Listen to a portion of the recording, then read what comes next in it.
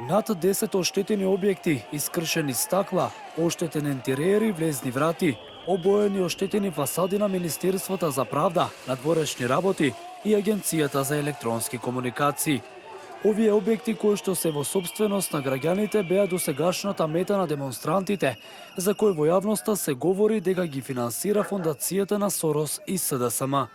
Протестите не стигнуваат, а надлежните секојдневно го надополнуваат списокот на причинетата штета. Досега до СВР Скопје од надлежните институции доставени се пријави за кривични дела за оштетување на туѓи предмети за Народната канцеларија на председателот, Министерството за правда, Порта Македонија и Министерството за култура. Полицијата и јавното обвинителство досега поради вандализам на протестите спроведе десеттина лица, од кои 5 мина добија куќен притвор во траење од 8 дена, неколкумина заработија кривични пријави, а десеттина ќе одговараат поради нередите предизвикани на протестите.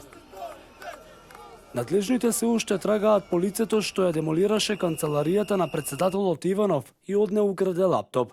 Како што се шпекулира во јавноста, другите учесници во протестите го прикриваат неговиот идентитет и го штитат од полицијата. Штетите од протестите се мераат со илјадници евра.